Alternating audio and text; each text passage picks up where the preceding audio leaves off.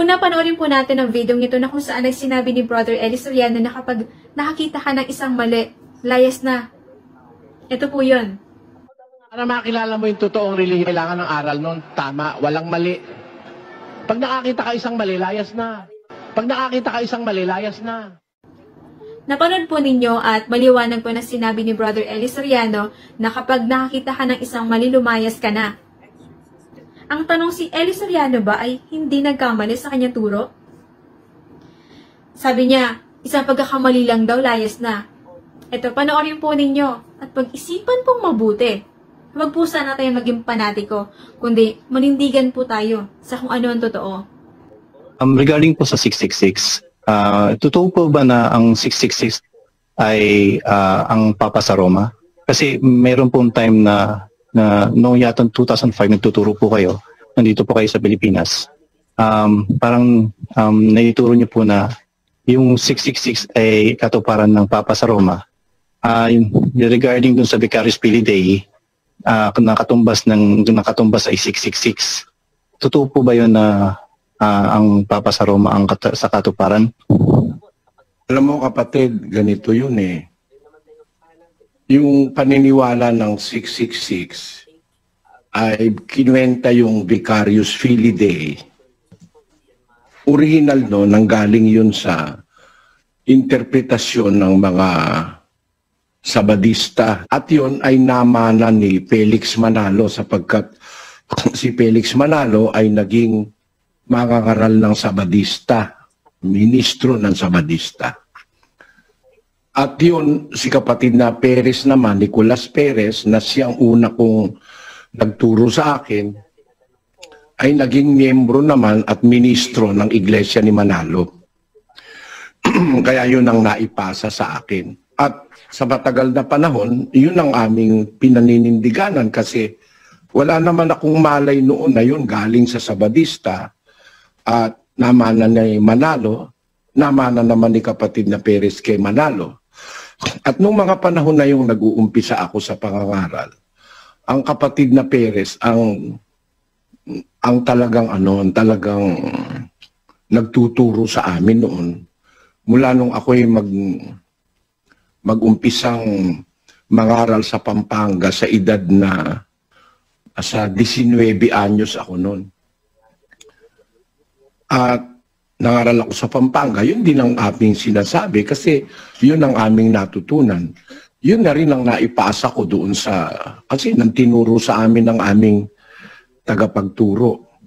Wala akong alam na yun pala galing sa Sabadista, galing sa Iglesia ni Manalo. Pero nung ako'y nandito, yung tumagal ng panahon, gaya ng sabi mo, no, yun ang narinig mo ka mo.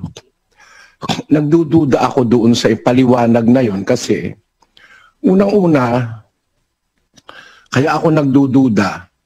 Sabi ko, bakit ganon ang pangalan ni Vicarious Filii Dei?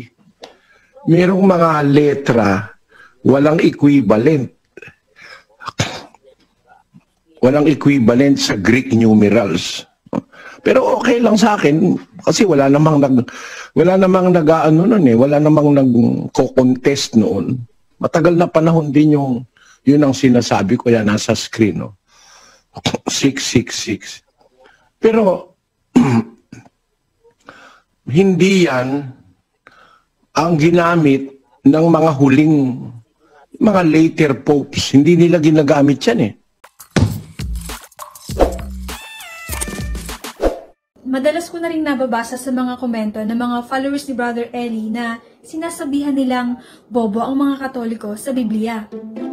Well, hindi naman po ako nagtataka kung bakit ganyan na lang sila kung magbigay ng komento laban sa ating mga Katoliko. Dahil mismo ang kanilang tagapagturo ay ganun din magsalita. Ito, panoorin po natin sa video.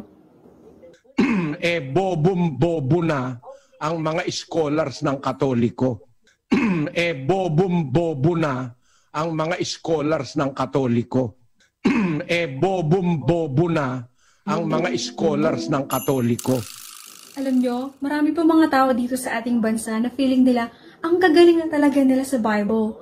Dahil memorize lang nila yung mga talata sa Biblia at nabasa nila yung Bibliang English at Tagalog. Wala naman pong masama sa pag-memorize ng Bible, pero sana iwasan po natin yung maging masyadong mayabang kung ang binabasa lang pala natin ay yung Bibliang English at Tagalog. Sa video po ni Brother Eli ay sinasabihan niyang bobo ang mga scholars ng Catholic Church. Pero yung mga scholars ng Catholic Church ay nakakabasa ng mga ancient manuscripts katulad ng Dead Sea Scrolls at ng Septuagint. Alam po ninyo, mahilig po ako mag-aral tungkol sa Dead Sea Scrolls dahil meron po ako mga libro. Alam niyo ba na ang author nitong mga books na ito ay si Dr. Eugene Ulrich? Si Dr. Ulrich po ay isang Catholic. Si Dr. Ulrich po ay isa rin sa mga nagsalin ng New American Bible Revised Edition. Ang tanong, ang mga miyembro ba ng Ang Dating Daan at si Brother Eli Soriano ay nakapagsalin ng kahit isang Bible translation man lang? Yung kasama ni Dr. Ulrich dito sa isang book ay si Dr. Peter Flint.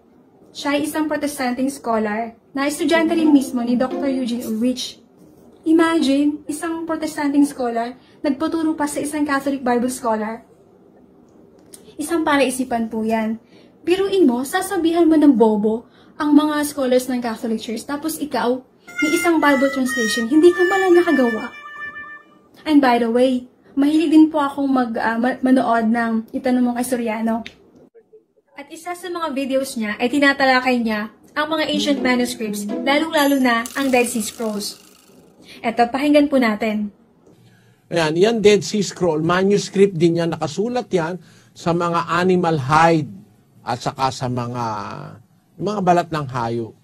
Yan, nung matuklasan 1947. Yung Dead Sea Scroll, naisulat yan 200 years before Christ. Nandyan yung libro ni Propeta Isaiah at saka yung libro ng mga matatandang propeta sa Israel. That was written 200 years before Christ. You can just imagine, 200 years before Christ, meron ng manuscript na natuklasan tayo. Nakalagayan sa mga jars, mga earthen jars, na-preserve siya doon sa sa desierto, doon sa malapit sa Dead Sea. Actually, yung Dead Sea Scrolls, bago pa yung panahon ni Kristo, na isulat na yun nakita noong 1947. Hindi ba yun kahanga-hangang pag-iingat ng Diyos? Kaya lang, doon sa tanong mo, yung Biblia bang hawak ko, purong-puro. Translation lang naman ito May mga pagkakamali yung mga nagtatranslate. Kaya kung meron kang duda, babalik ka dun sa mga mas matatandang Biblia. At dahil sa computer ngayon, hindi na mahirap kumonsulta rin sa Dead Sea Scrolls. Mababasa mo na sa iyong sariling libro. May kopya na ako ng Dead Sea Scrolls, photocopy pa. Napakinggan po natin na tinalakay ni Brother Eli ang mga ancient manuscripts at isa na dito ang Dead Sea Scrolls. Ngayon, may tanong po tayo sa mga followers ni Brother Eli na lalong-lalo na yung mga nagmamagaling na magaling daw sila sa Biblia at bobo ang mga Katoliko. Dalawang tanong lang naman po at hahangaan ko kayo kapag may naibigay kayo mga videos ni Brother Eli. Unang tanong, dahil madalas banggitin ni Brother Eli ang Dead Sea Scrolls, meron ba kayong videos na maipapakita na nagbabasa si Brother Eli ng text ng Dead Sea Scrolls? Pangalawang tanong, dahil sinabi ni Brother Eli na kung meron kang duda, ay babalik ka doon sa mga matatandang Biblia. May mga videos ba kayong maipapakita na tinatalakay ni Brother Eli ang textual criticisms at tinatalakay niya ang tungkol sa textual variants ng mga ancient manuscripts kasama ang Dead Sea Scrolls? Sana po ay maipakita ninyo sa amin ang mga videos na ito. Kung totoong bobo ang mga Katoliko sa Biblia, bakit may mga Katolikong nakakabasa ng ancient manuscripts kagaya ng Dead Sea Scrolls? At kung totoong matalino si Brother Eli Soriano, ay bakit hindi man lang niya magawang basahin ang Dead Sea Scrolls? Yun ang Greek text ng Matthew chapter 1 verse 1, ay mali ang kanyang pagbasa. Ito, panoorin po natin. Basahin natin yung Mateo 1:1 sa Greek, kapatid na Daniel. Biblos, Geneseos, Yesu, Kristo, uyo David, uyo Abraham.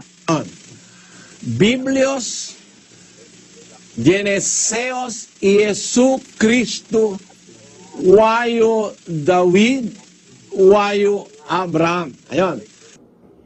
Napanood po natin. Yung Greek word ng salitang son, na kung basahin ay huyu, ay binasa ni Brother Eli na wayo. Sa mga followers po ni Brother Eli na mahilig mang-atake sa aming mga Katoliko, kung gusto po ninyo kaming sagutin, ay sagutin po ninyo yung dalawa ko pong tanong. At paalala lang, ito po ay hindi tungkol sa mga ribulto at paulit-ulit na panalangin ha. Baka mamaya ang ikokomento ninyo ay tungkol na naman sa mga ribulto at paulit-ulit na panalangin. Sa mga kababayan po nating mga Katoliko, wag po sana tayo magpapa-apekto sa mga atake ng mga followers ni Brother Eli laban sa atin. Manatili po tayo maging matatag sa ating pananampalataya. Sana po ay may natutunan kayo sa videong ito. Samahan nawa kayo ng Panginoon Diyos sa inyong ginagawang pag-aaral at paglilingkod sa Kanya. So ayan po mga peers, sanay kapupulatan po natin ito ng aral at kung nagustuhan nyo po ito, please like and share, ibahagi po natin sa mga kakilala po natin and please don't forget to follow and subscribe po ng ating YouTube channel, Mr. Curious Catholic. Muli po, this is Mr. Curious Catholic, kasama po ninyo sa pagtatanggol ng ating simbahan. Pro Deo et Ecclesia. Sa Diyos po ang lahat ng kapurian.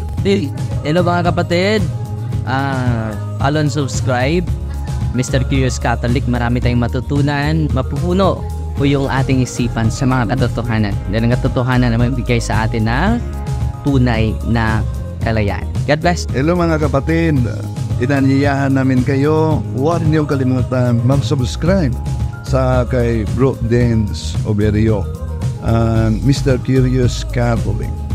Marami kayong matutunan sa pamamagitan ng pagsubaybay niyan sa pagsagot sa pananampalataya na inaatake ng ating mga kapatid sa iba. Yung pananampalataya, and they are not only attacking the teachings of the Catholic Church, but proselytizing the good numbers of the Catholic. At sa pamamagitan sa pagsunutin niyo nitong Mr. Curious Catholic, Facebook page and YouTube channel, dami ninyong matutunan. Isabuhay natin ang ating matutunan. Pro Deo et Ecclesia.